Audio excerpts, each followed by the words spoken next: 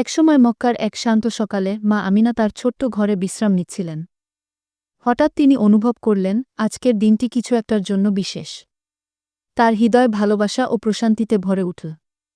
তারপরই তিনি পৃথিবীর সবচেয়ে পবিত্র শিশুটিকে জন্ম দিলেন, আমাদের প্রিয় নবী হজরত মুহাম্মদ সাল্লাল্লাহু আলাইহি ওয়াসাল্লাম। নবীজিকে জন্ম দেওয়ার পর মা আমিনা লক্ষ্য করলেন শিশুটির মুখখানি জ্যোতির মতো আলো ছড়াচ্ছে। সেই আলো এতই উজ্জ্বল ছিল যে দূর সিরিয়ার প্রাসাদ পর্যন্ত আলোকিত হয়ে উঠেছিল। তিনি ছিলেন এতই শান্ত যেন কোনো শিশু কাঁদেইনি। মা আমিনা বিস্ময়ে ও মমতায় তার নবজাত শিশুটিকে কোলে তুলে নিলেন। তিনি দেখলেন শিশুটির চোখে ছিল এক অপার বুদ্ধিমত্তা ও শান্তি, মুখে ছিল রহমতের ছাপ। তিনি বুঝতে পারলেন এই সন্তান একদিন আল্লাহর বিশেষ রহমত হয়ে দুনিয়ায় আলো ছড়াবে। মা আমিনা বললেন, আমার সন্তান আল্লাহর হেফাজতে থাকবে এবং তিনি দুনিয়াকে সত্য ও শান্তির পথে ডাকবেন। নবীজির পিতা আব্দুল্লাহ তার জন্মের আগে ইন্তেকাল করেছিলেন। তাই মা আমিনাই তার সব কিছু ছিলেন। নবীজি বেড়ে উঠছিলেন মায়ের ভালোবাসা, দোয়া এবং মমতায় ঘেরা পরিবেশে। এই ছিল সেই পবিত্র মুহূর্ত যখন মা আমিনার কোলে আগমন করলেন এমন একজন যার মাধ্যমে পৃথিবী পাবে আলোক ও হেদায়েত।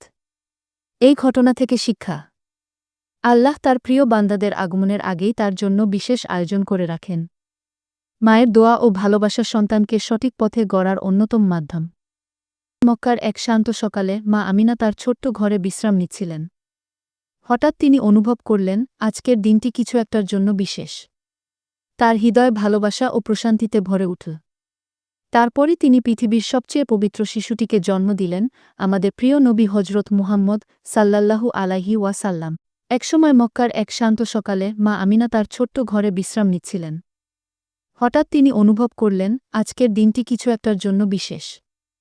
তার হৃদয় ভালোবাসা ও প্রশান্তিতে ভরে উঠল। তারপরই তিনি পৃথিবীর সবচেয়ে পবিত্র শিশুটিকে জন্ম দিলেন, আমাদের প্রিয় নবী হজরত মুহাম্মদ সাল্লাল্লাহু আলাইহি ওয়াসাল্লাম। নবীজিকে জন্ম দেওয়ার পর মা আমিনা লক্ষ্য করলেন শিশুটির মুখখানি জ্যোতির মতো আলো ছড়াচ্ছে। সেই আলো এতই উজ্জ্বল ছিল যে দূর সিরিয়ার প্রাসাদ পর্যন্ত আলোকিত হয়ে উঠেছিল। তিনি ছিলেন এতই শান্ত যেন কোনো শিশু কাঁদেইনি।